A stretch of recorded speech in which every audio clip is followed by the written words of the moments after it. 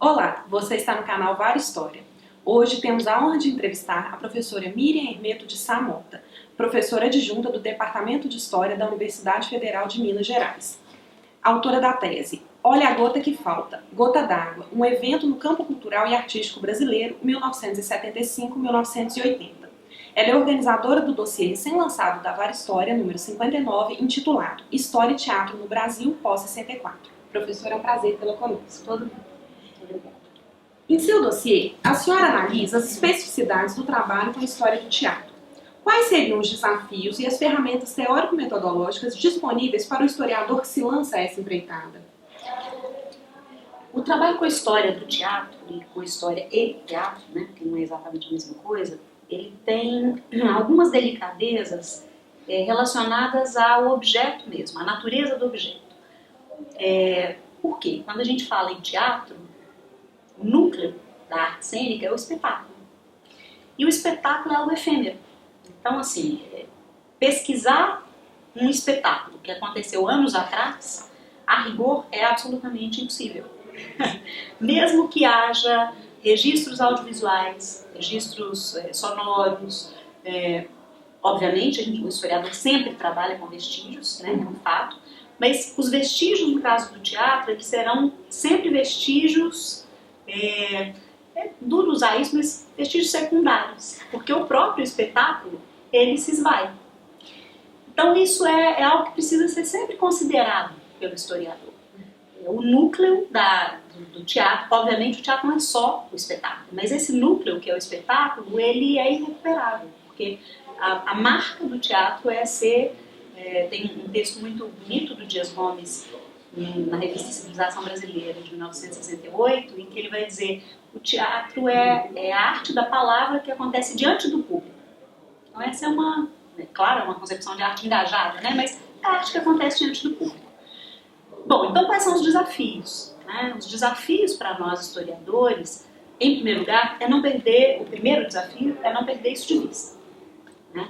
E buscar nos vestígios as possibilidades de recuperação do teatro como fato social. O que aconteceu então com a historiografia, né, com a história do teatro, com a historiografia do teatro? Durante muito tempo o trabalho com história e teatro ficou centrado em fontes escritas que eram basicamente os roteiros teatrais, que são uma fonte fundamental mesmo, inclusive porque como há um trabalho de edição, né, de boa parte dos roteiros, o Brasil inclusive tem muitas edições de roteiro, o que acontece é que esses vestígios são vestígios que permanecem e permanecem acessíveis.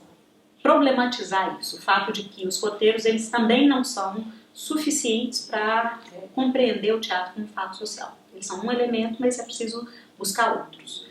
E mesmo nos roteiros, elementos que são próprios, como a gente faz com todas as fontes históricas, claro, é preciso pensar quais são as características específicas dessa fonte. Não dá para tratar como um texto de outra natureza, como um texto qualquer.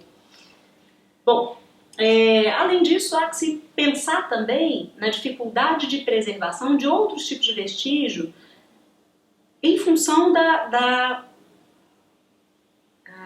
do tipo de trabalho que os profissionais do teatro realizam e da maneira como eles realizam. O que eu quero dizer com isso? Os ensaios, por exemplo, não são, via de regra, registrados.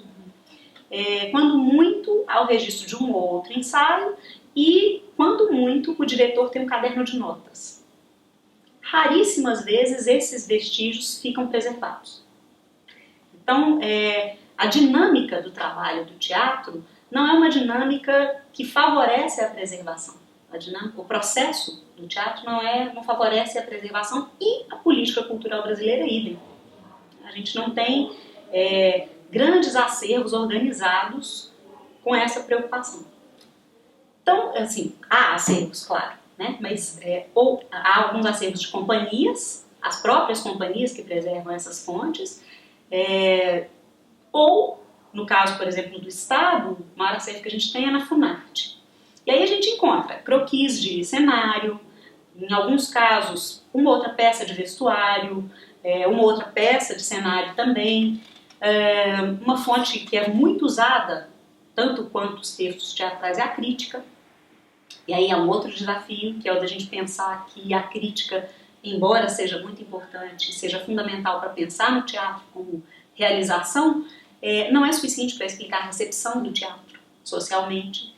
E aí fica um outro desafio para a gente, o público, né?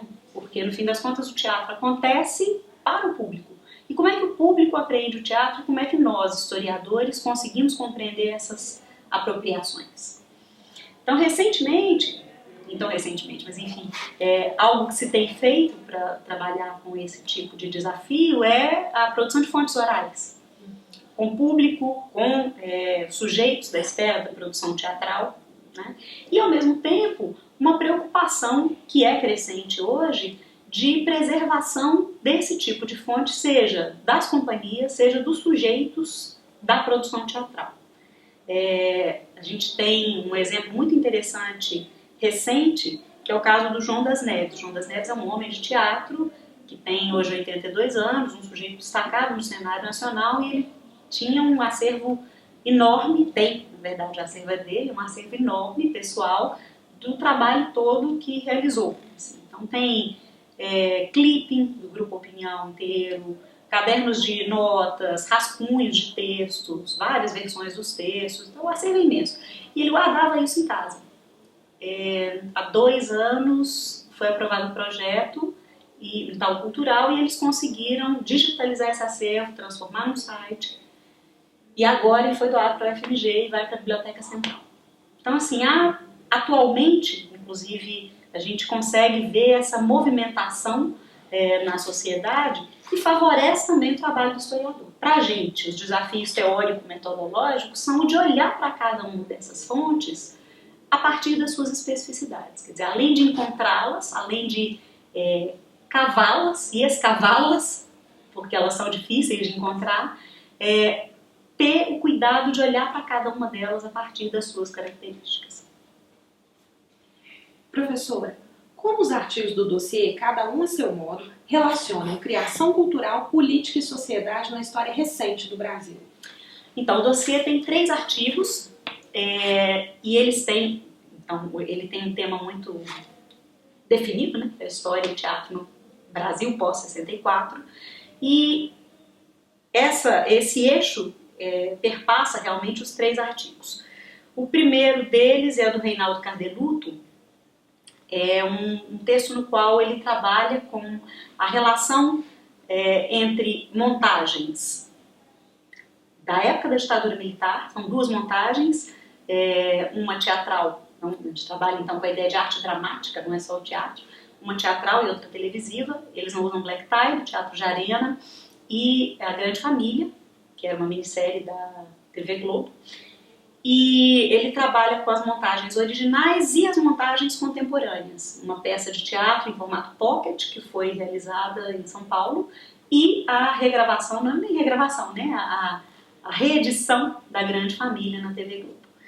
No caso do Reinaldo, então, para conversar, até para pensar um pouco na pergunta anterior, ele encara o desafio de pensar a arte dramática e o espetáculo. Então ele trabalha com essa ideia da montagem, os vestígios que ficaram da montagem, relatos e tal, além de matérias de jornal. E do ponto de vista dessa articulação política e sociedade, o eixo do artigo dele, a análise, é como os textos perderam parte do seu caráter político nas montagens contemporâneas em detrimento de humor. Então, como é que as montagens favoreceram as características de humor, um pouco ligada à ideia de comédia de costumes, deliberadamente, né? Perdendo parte da trajetória engajada que esses textos, que essas obras tinham durante a ditadura militar. O segundo texto é do Leon Kaminski e ele trabalha com os festivais de inverno da UFMG, no final da década de 60 até o final da década de 70, e analisa os festivais como espaços de criação e de troca. E aí ele trabalha com essa relação entre o festival como um produto da universidade, e as fontes que ele usa basicamente são as fontes institucionais da Universidade Federal de Minas Gerais e as matérias de jornal, as reportagens de jornal. Trabalha com essa relação entre a universidade e a sociedade, porque os festivais de inverno são um projeto de extensão. Então, como é que esse projeto de extensão se desenvolveu durante a ditadura militar e como é que o próprio aparato de repressão do Estado incidiu sobre a ação da universidade e sobre a sociedade a partir das ações realizadas.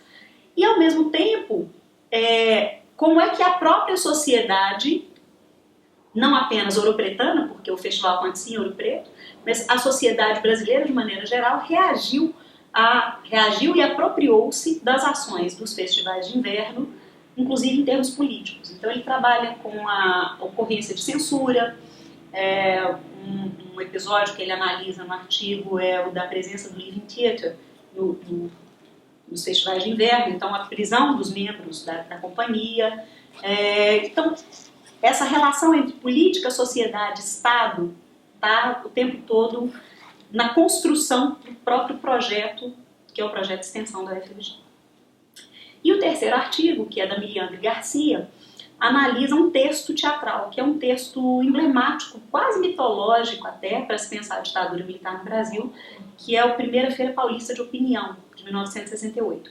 Ela trabalha com o texto de teatro, mas com o texto de teatro a partir do processo de censura. Então ela analisa não apenas o texto, que é algo que vem acontecendo depois da abertura dos arquivos, né, no Brasil com mais frequência, o texto de teatro, como a censura operou sobre o texto, que tipo de cortes foram feitos, como é que os artistas reagiram a esses cortes, que tipo de negociações foram feitas, inclusive, a partir desses cortes. E ela analisa também reportagens de jornal de época e analisa duas frentes que tem a ver com essa relação entre a política, a sociedade, né, o teatro na ditadura militar. Do ponto de vista do texto, ela trabalha com a ideia de que a Primeira Feira Paulista de Opinião foi uma ação de resistência cultural. E do ponto de vista da censura, da relação dos produtores, na verdade dos sujeitos da esfera da produção com a censura, foi uma ação de desobediência civil. Porque, e também por isso ele é meio mitológico e ainda não tinha sido analisado, quer dizer, na memória dos sujeitos de teatro e dos sujeitos que viveram aquele período, ficou aquela ideia de que a Primeira Feira Paulista de Opinião foi completamente censurada. Então ela faz um destrinchar desse texto, né, o que é esse completamente. E depois, a partir da relação com a censura, eles fizeram, o pessoal da produção propôs um processo judicial contra a própria censura. Então, nesse sentido é que ela trabalha com a ideia de desobediência civil. Acho que é isso. Professora, muito obrigada. Eu que agradeço. E continuem acompanhando o nosso canal.